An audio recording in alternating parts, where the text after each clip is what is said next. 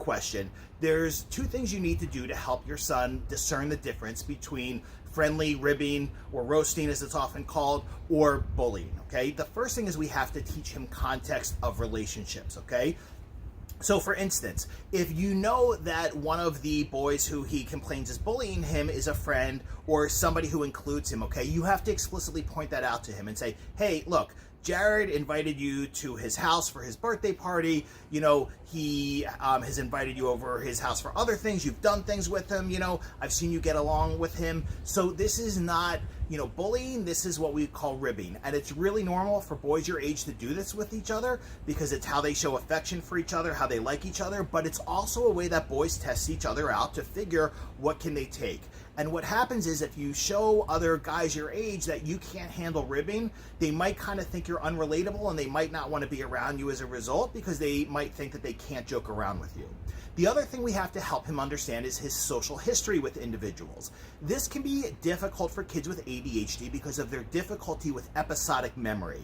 Episodic memory is basically the way you look back on different points in your life and remember, you know, the emotions associated with those periods and apply that information to the future. So again, we have to say, okay, look at Billy here. You know, is Billy somebody who has been nice to you at least, you know, 50% of the time, or has Billy been somebody who has always treated you poorly?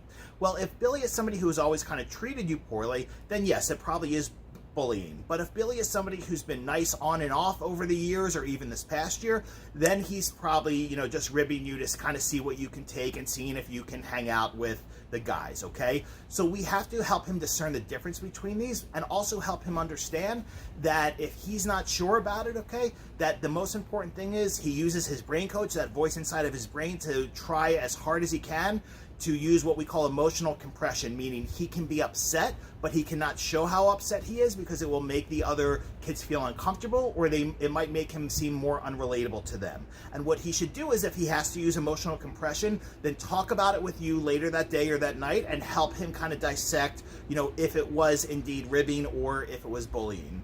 The last thing I want to tell you here is, in terms of schools are going to handle everything as if it's bullying, okay? Schools are not interested in teaching kids the difference between ribbing and bullying because schools are operating from a liability perspective. They don't want to be sued. They don't want to be accused of tolerating bullying. So they are going to treat everything as bullying. And that's why you really need to take this into your own hands and teach it to him, because I don't think you're going to get help from school as a result of what I just said, okay? I hope this is helpful. Please make sure to subscribe to the channel and hit like on the video if you're watching on YouTube, and I will speak to you soon. Take care. Bye.